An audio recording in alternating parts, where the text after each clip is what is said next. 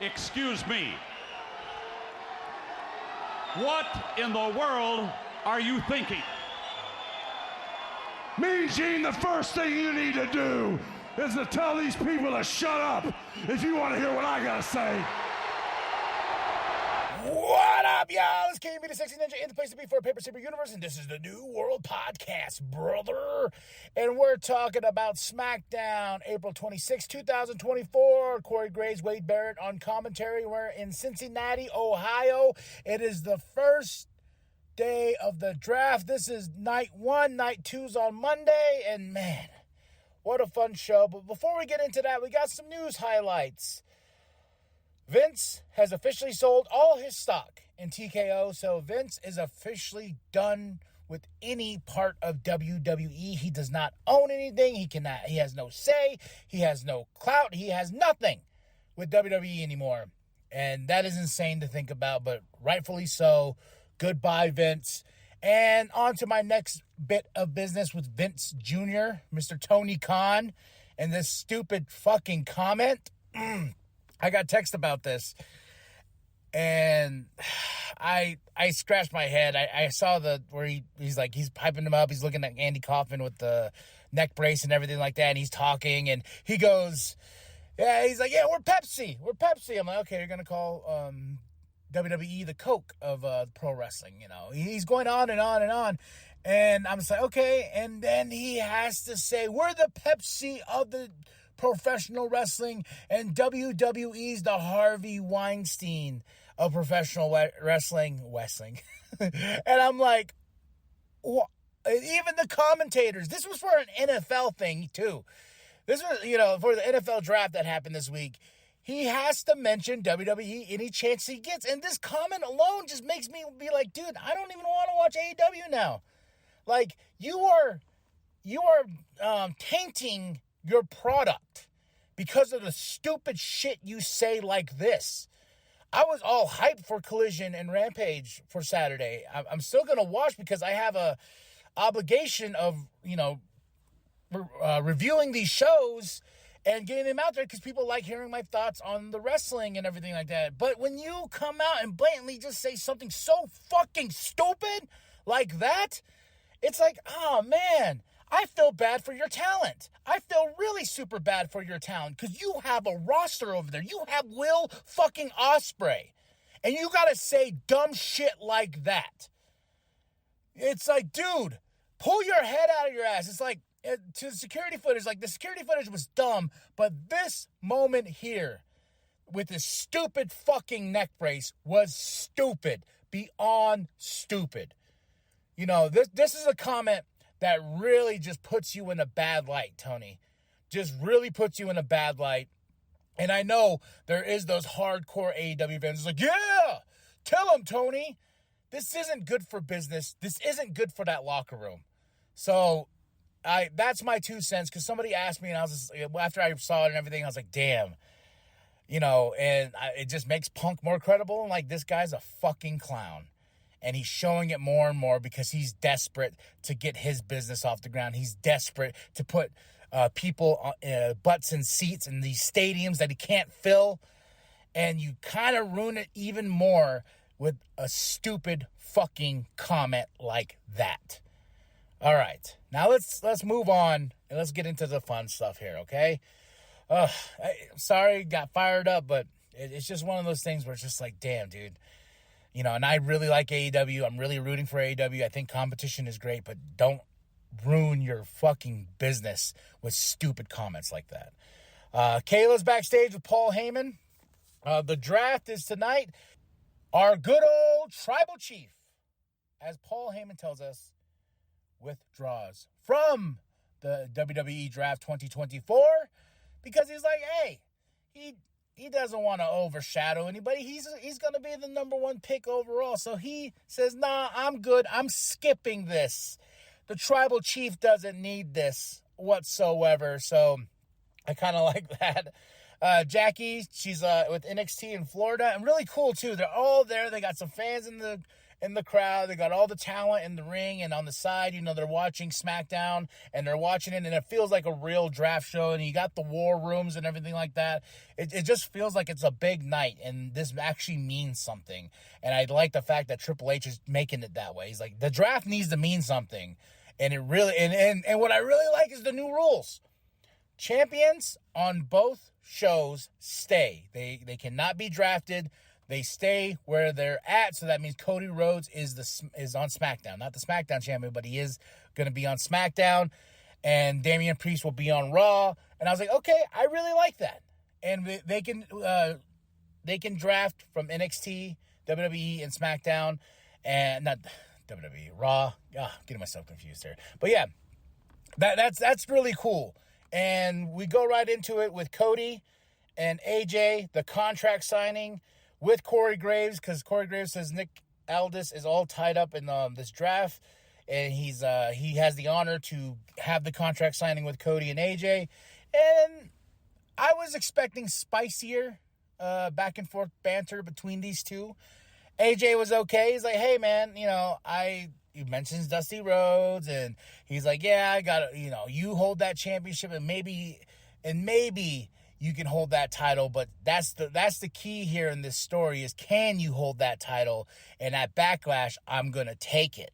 Cody comes back, and he's very Cody, and it's awesome, and he does his thing, and they shake hands, and I'm like, okay, this match is going to be a banger. This is the first time these two's ever faced each other. And I had to do the research real quick because I was like, I don't want to sound like an idiot when I say that. But I was like, oh, yeah.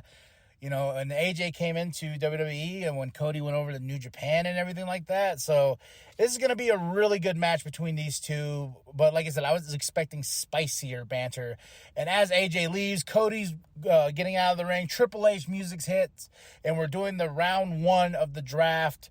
And Triple H asked Cody, can you present it with him? He's like, okay, yeah, sure. And in the first round of the draft, SmackDown's first pick is Bianca Belair, okay? And then the Raw's pick, they get Jey Uso. Then we go back to SmackDown. They got Carmelo Hayes. I was very excited about that. And Raw has Seth Rollins. So I was like, okay, all right. Well, that's a good start to this draft. And my favorite part about this, though, is Carmelo Hayes comes out, and it got a little bit of whoop that trick. And I liked how Carmelo handled that. He's like, yeah, I did. So get on with it. And he just goes right into it, and he challenges Cody. And that's our main event for tonight. Hook, line, and sinker. I am signed up for the show. I was already signed up for the show, but hey. But I was just like, damn, that's pretty damn awesome. We got a crazy tag team match with Dragon Lee and Mysterio versus Angel and Berto. And Dragon Lee and Mysterio get the win. And I thought this was really silly, but I knew this was going to happen. But Santos Escobar comes out. I was like, yeah, I bet he's going to show the footage of Carlito beating down Dragon Lee, because that's the only option I can see here, because everybody betrays Rey Mysterio at some certain point. And guess what? Santos was like, yeah, Elektra Lopez pulled up this footage, and yep, it was Carlito beating up Dragon Lee, and then running through the door and coming out like, oh my God, what happened to you? Who attacked you? So Carlito has betrayed Rey Mysterio.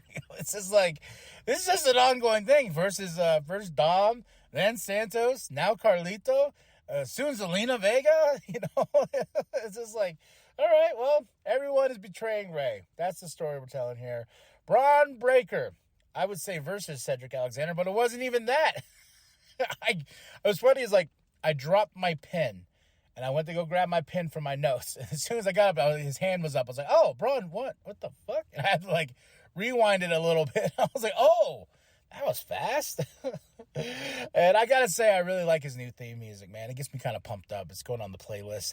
But Uncle Howdy teased twice, or maybe 3 times in the show, but definitely during the replay of the spear Braun gave to Cedric. Nick Aldis is backstage with Tiffany. Tiffany's like, hey, you saw what I did. I believe I should get my championship match. And Nick goes, you know what? We'll do this instead. You will face Naomi, and whoever wins will face Bayley for the championship. Tiffany doesn't like that, and Bayley comes in. She's like, yeah, it was my suggestion. She goes, either or, I'm going to whoop some ass, and I'm going to show what a champion I am. butchered that sentence. Well, yeah, so Bayley, then Bayley's going to be on commentary for that show because Tiffany asked her to, like, hey, if you want to see what I can do that you can't do, I'll beat Naomi and I'll face you at Backlash for that championship.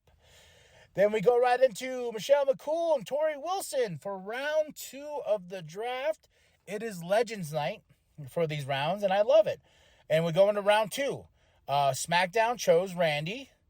Raw chose Braun Breaker. That's a big one. That's a big one in my opinion. SmackDown chose Nia Jax. I was like, oh, we're going to mix it up here a little bit. Okay. You know, I think Nia has had her time on Raw, and she's had the feuds. Now let's see some new storylines going on with Nia here. And we keep Liv Morgan on Raw, which is understandable because she has beef with Rhea, who's going to come back eventually. You know, Becky Lynch is now the champion, so we can build a storyline there, you know, so that's understandable. And I'm really enjoying the fact that they brought these legends out to do the draft. And it's just really cool. Just the whole thing just feels special. Paul, he's waiting, and Solo rose up. And I gotta say, Solo with the black gloves. Fucking genius, man. I love it. I was like, man, this guy's like full on Don Mafioso, man. He's got the gloves and everything like that. Good for you, Solo.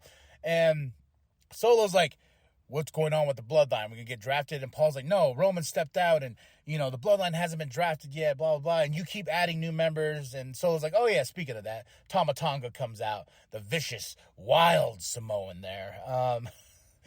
And what my favorite part is, like, I had to rewind this because it was so fucking funny. Like, it was funny, but it was awesome. Out of nowhere, here's just a beeline sprint from Kevin Owens in the background and attacks Solo and attacks Tama Tonga. And I was just like, he just comes out of nowhere, like, bam. Then we have Kayla with Bianca Belair and talking about her being drafted and everything like that. And their big tag team match that they're going to have at Backlash against the Kabuki Warriors. And, of course, Kabuki Warriors come out. Then Jade Cargill comes out, and then it's a standoff. That's going to be a good tag team match right there between those two, between these 4 women. Then we go into, then out of nowhere, here comes Kevin and Tama fighting again. And they get in the ring. Then Solo comes out, and they start beating down Kevin Owens. And here comes Randy for the save, and then I was like, oh, that's so good. That's so good. It's going to be awesome. And I hope there's a tag team match for this. And there is. We'll get right to that. And the next round, round 3, we got the Dudley Boys. So good to see Bully Ray. I can't call him Bubba. Bully Ray. I'm so used to calling him Bully. But yeah, Dudley Boys are here, and they announce for round 3. SmackDown gets L.A. Knight. Yeah. Then Raw gets Ricochet. SmackDown gets the Bloodline. So the Bloodline is staying on SmackDown. And Raw gets Sheamus. That's a big one. In my opinion, I think that's a big one. So that's round 3. Then we go right into Tiffany Stratton versus Naomi. Bayley's on commentary. The match itself was okay. But the big story here was Nia interfering. Nia just came like a wrecking ball and just took out Bayley. So Bayley's got some targets on her back, and Nia's there now in SmackDown, so we're going to see some fresh stories. But this sets up what's going to be announced later on by our general manager, Nick Aldis. And we're going to get a triple threat match between Tiffany Stratton, Naomi, and Bayley at Backlash. We're building that card, and the card is looking stacked. Then we go right into Teddy Long with round 4, and him and JBL. And going into round 4, the final one for the night, SmackDown has got AJ Styles. Raw gets the Alpha Academy. SmackDown gets Andrade. That's awesome, man. And Kiana James goes to Raw, and that's even more super sweet. I'm happy about that. I am really, really happy about that. So Kiana James, she really grew on me as a character, as a performer, and as a wrestler. She can go. So Kiana James, welcome to Monday Night Raw. Then she does have an interview with Jackie at the Performance Center. So she's very happy. She's like, I banked on myself, and this is where I got myself, and I'm going to Monday Night Raw. So good for Kiana James. We have a couple things backstage. The Final Testament attacks New Catch Republic, and it sets up a tag team match for next week with AOP. And then we have Byron with the Street Profits and B-Fab talking about the draft, and says they don't matter where they go. They are here to kick ass, take names, and they're going to face A-Town down next week for those tag team championships. And now we go into our main event.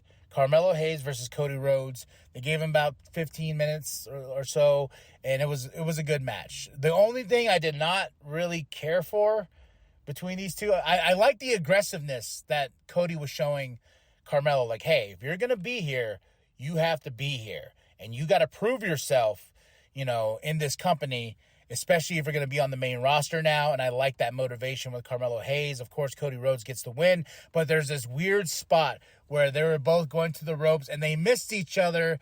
And I think in their minds, they thought it was going to be cooler. And it looks like Cody hit his shoulder harder than he expected. But I don't know. It was just a weird, like, they go off the ropes and they miss each other. And I'm like, oh, were you supposed to hit, or were you? Because if they hit, that would have been, I think, much cooler of a spot. They go and bam, collide because they know each other. They're figuring each other out, and they have these move sets. But no, they just miss each other. And I'm like, oh, that was interesting. I saw a comment on X where someone's like, yeah, this is how my daughter plays WWE 2K24 or something, with just button smashing. I thought that was funny. But of course, Cody Rhodes wins. He gives a little advice to Carmelo Hayes. He pats him on the back. We got a really cool shot with Carmelo and Cody in the background. Carmelo's gunning for Cody. That's a story I would like to see built as well. But it all has to be teased. We got to sprinkle it in. And here comes AJ Styles, Cody Rhodes, face to face. And that's the way we end the show. So my hat's off. And I give this show a solid 5 out of 5. Next week, we got the first ever RKO show. And I would like to see how that goes. And we're going to be in France. And I get to see Backlash before I go to work because on that Saturday, it will be airing at 10 a.m. in the morning for me here in Flagstaff, Arizona. And I'm like, let's go, Dan! And Backlash is looking great. We got Damian Priest versus Jey Uso. We have Randy and Kevin versus Solo and Tonga. We got Bayley and Tiff and Naomi going at each other in triple threat. Jade and Bianca versus the Kabuki Warriors. And Cody versus AJ. Life is sweet. 5 out of 5. Drop those comments below. Tell me what you thought of the show. Tell me what you thought of those draft picks. I think what I like about it, they all mean something. And they're all leading to a story. We got the Uncle Howdy tease throughout the show. So a lot of stuff is cooking in WWE. And I feel like we're just barely getting started. All right. Drop those comments below, especially on the Tony Khan comment. What do you think? Was I a little too harsh? Was I, came off as too much in that moment? I just feel that it's just something that he shouldn't have said. It is his company, so he can do whatever the hell he wants, but I just feel it affects the locker room more when he says stupid shit like that. And that locker room's stacked already. And it's like Edge, Bryan Danielson, Samoa Joe needs to get the Tony and be like, dude, stop. Slap him. Get him in a headlock. Make him feel like his life is in danger. And tell him stop. Oh, that Andy Kaufman motherfucker. All right, y'all. Drop those comments below. Hit that like, hit that subscribe. Share it with your grandma, share it with your grandpa. Share it with the bum down at Walmart. I am K&B, the Sexy Ninja, and as always, the New World Podcast is for life, brother. Down selects NXT's Carmelo Hayes. What?